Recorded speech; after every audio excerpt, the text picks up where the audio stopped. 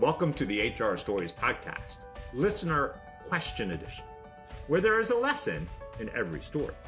Each week, the team at HR Stories podcast shares questions from our podcast audience and provides tangible, practical advice that everyone can use to get HR right. Our hosts today are management and HR consultants Chuck Simikian and John Thalheimer. What is on your mind today? All right, John, I love this portion of our HR Stories podcast Q&A edition where we answer listener questions as well as questions from people that either send us emails or we see them on the HR Team of One Facebook community. Yeah, and I think, we do a really good job about scraping these questions from many different sources. Because, right, and one of the things I think as HR professionals is we have questions, right? And so having somebody to answer them and help us, have that HR consultant or somebody that can go, oh yeah, this is what we're going to do and this is how we're going to do it. Always good. And I will tell you, I love this portion. You know, I love this portion. I know you do. Not only because it's a fun, we kind of ad lib off each other and stuff, but also because I learn. Like every time I learn, and I got a question for you and I want to see how you're going to respond. All right. So can I do question number one, please? Please. Can I ask you? Sure. Shoot ahead. You're being very serious. Obviously you're in the moment. Your brain is ready working. To go. I'm in the blocks. I'm ready to go. Listen, Chuck, I got fired. Oh, I knew it was coming. And now my ex-boss, right? My company, he's asking for whereabouts of important files. How should I respond? Yes. So the important note here is you got fired, right? It's not like you resigned or anything like that. So I didn't get fired. I just want to make that clear for our listeners. Yes, of course. John did not get fired. He's still an excellent leadership coach. He still is our chief exec here at the team at HR Stories. We have not fired John, but someone out there got fired, John, and their ex-bosses calling them and saying, hey, where are those files? Where's this? Where's that? So I guess my first impression is be nice, be cordial, like smile and wave, boys, smile and wave, right? But since you've been fired, in my mind, there is no free ride for the boss. Maybe they realize their mistake, but unfortunately, paying for that mistake might be in order. And what I mean by that is unless there was some sort of separation agreement, some sort of, hey, we're going to give you some sort of payout, but over the next week or two, you need to be available for us to call you, that states that help in the transition. I would give him your consulting rate and estimate for the number of hours for your time, and then give them a minimum number, and you require maybe half in advance before you can start. Be reasonable. Maybe it's your old rate plus 20% or 25%, maybe more, but that's how I would handle it. What do you think? So you're being you're saying, hey, you need to set up some kind of a formal agreement with your boss your ex-boss before you're going to do any work. And you're saying, look, I'm going to be professional. I'm going to be courteous, but I need to get paid if I'm going to be doing work for the company. Yeah. You people fired me. Yeah. Come on. So it's funny that this question comes up, right? Because in August, my nephew-in-law had left his company. Now he left, right? He left his company and they were calling him every day. Hey, where's this? And how do you deal with this? In fact, there was a whole pay situation. It was kind of crazy. But he was very professional. He said, all right, here it is. And my niece was like, well, why are you doing this? And he's like, well, and I think this is one thing that you need to consider is what was the size of the industry and the influence of your boss? Right? Sure. Because if they fired you and you're going to be a jerk to them, is that going to get out to everybody else in the neighborhood? Right? And so a couple things you could do other than what Chuck said. You can ghost them.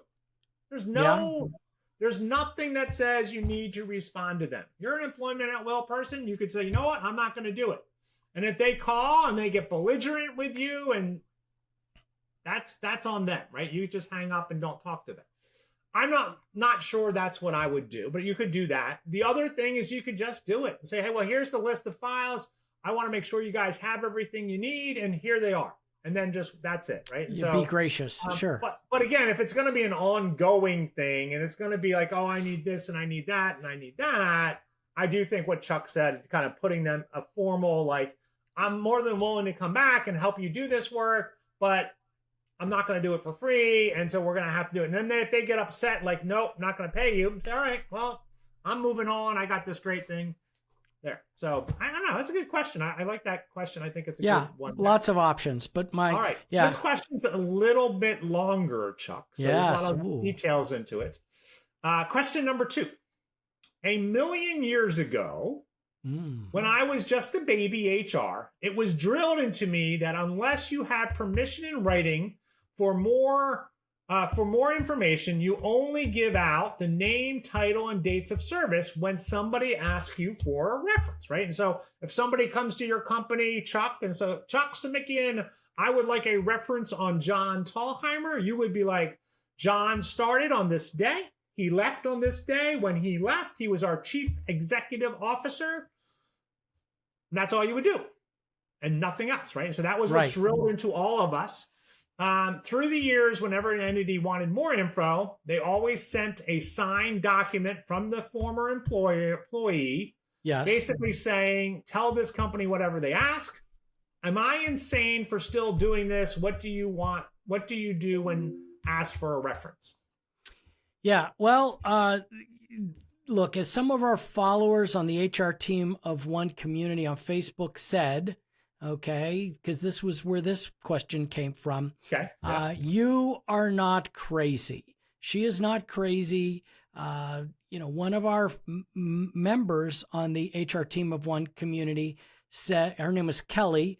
Kelly said it very clearly. The reason you give a limited information is to protect yourself and the company from potential defamation lawsuit or tortious interferences. Kelly, by the way, is an attorney. I know that. Tortious interference with a business relationship lawsuit. I'm sorry, Kelly, I got that.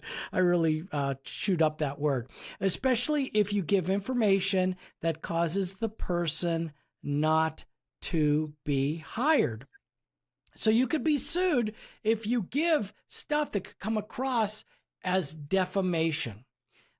But I will add, John, that if the person is asking for references and asks if the former employee was ever terminated for something like, let's say, sexual harassment or workplace violence, and if they specifically come out and ask those questions, you need to be careful, because not answering those questions or not answering them in a truthful way. In other words, saying, well, I can't comment on that.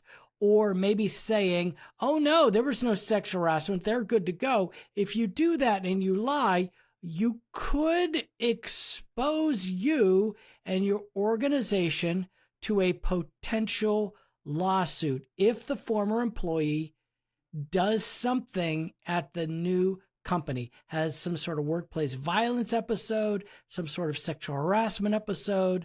I have read articles and opinions from lawyers saying that those two things, if someone specifically asks that, you do have to reveal those. So, oh, interesting. Yeah, that's interesting. I haven't heard that, but it makes sense to me. And I think it's, one of the things that I would say is if somebody, if one of my employees wants to act me as a reference, I think having that sheet completed to say, yes, John Tallheimer can give reference pertaining to this information in this subject matter, that's fine, right? And so, but having it signed, having it dated, all that stuff, I think would be useful.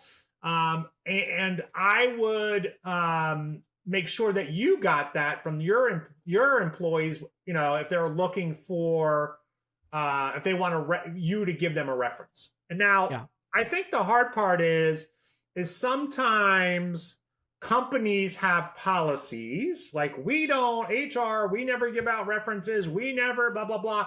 All we do is this. And so the employee will then go to their manager who they have a great relationship, great working relationship, and will ask that manager for a reference. I would ask that manager to talk to their HR/legal department before giving that reference. Because if the company policy is we never give out references and you do, then that could put other employees like, oh, they didn't give me a reference. And so that must mean they're a bad employee, right? And so there's that whole other part to that. So that would be my take on it from the manager's point of view. Just be careful. I get it, right? And so if you're going to give a reference, right? If you're going to give a reference as a manager, do not do it on company stationery. That's still a thing. Do not do it in your company email. Do it on your personal email and your personal stationery if you still use that. Don't put it on don't relate it to the company. And don't say, oh, I worked with her at this particular company. I would say, I worked with her, right? And so just being really careful with it. Yeah. And once again, thank you for Kelly, one of our members of the team of HR Team of One community. And by the way, shout out Wanos Law, WANNOS Law. She's based in Florida. You need an attorney. May want to check out Kelly. John, I got a question for you. Yeah. Now, our third and final question.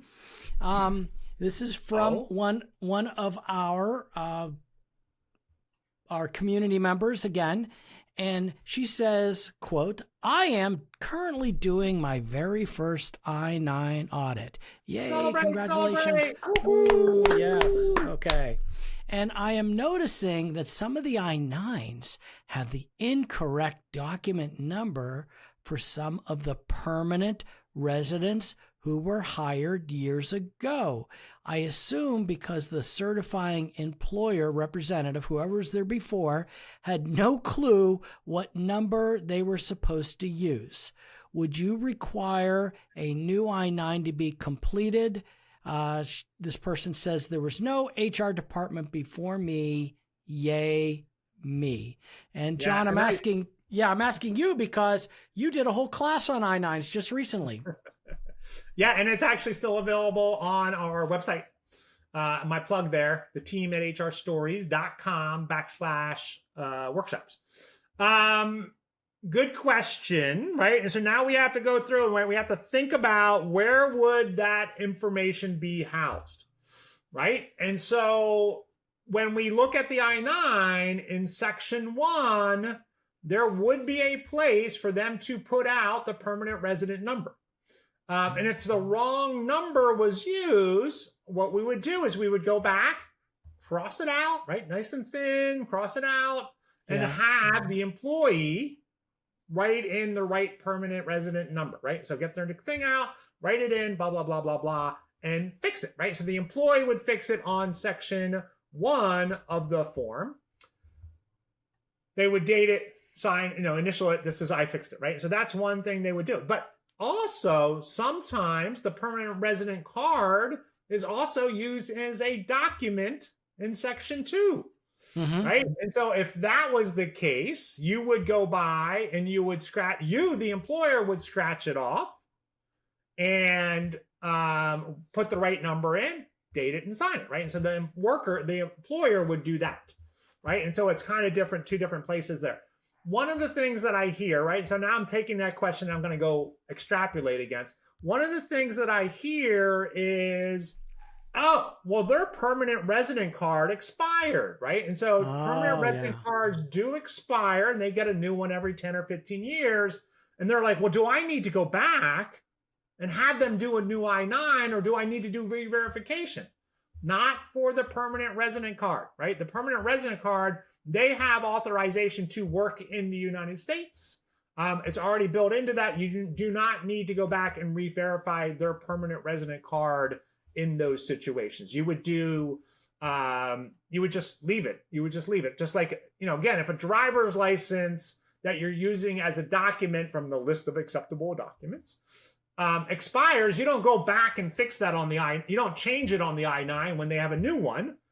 When you checked it, was it not out of date? Was it still valid? If it's still valid, then it's still good. So the same with the permanent resident card. As long as it's valid when you see it, when you're looking at it, then you're good. Got the wrong number. Section 1, employee needs to fix it. Section 2, employer needs to fix it. I-9 for nerds. I can go, come on, give me some more I-9 questions. Yeah, I know. I tell you, I get an I-9 question pretty much every day. One coming through the email, hey, we did this.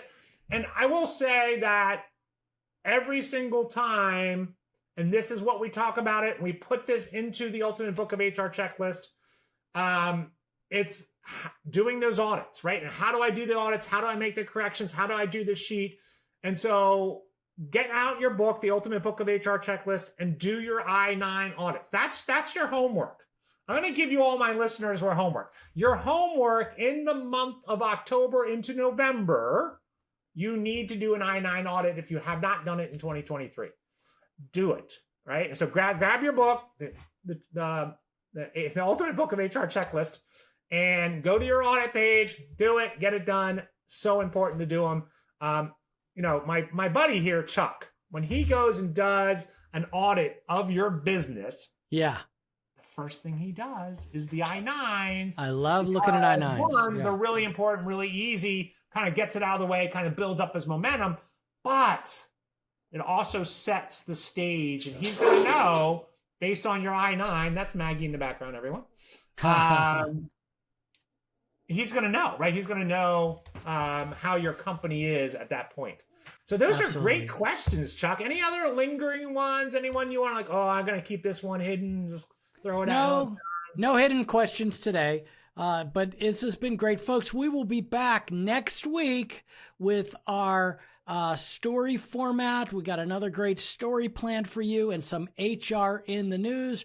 Remember to like, comment, and subscribe on your favorite podcast player. We really love the feedback, and we really appreciate you listening and watching the HR Stories podcast, where there's a lesson in every story. Thank you for listening to the HR Stories podcast. The material presented in this podcast is for informational purposes only. Chuck and John always recommend using an employment lawyer or HR consultant to handle any legal concerns or HR issues. We do our best to double check sources and make sure the information we are providing is accurate. We may eliminate or embellish without changing the basic narrative to make the story easier to understand. In certain circumstances, we may change identifying information to protect the innocent. The HR Stories broadcast is brought to you by the team at HR Stories. The team at HR Stories is designed to help anyone with HR responsibilities be better at managing the employee experience. To engage with us, go to the hrstoriesteam.com and learn more about how the team at HR Stories can support your business or nonprofit. Thank you for listening to the HR Stories podcast, where there is a lesson in every story.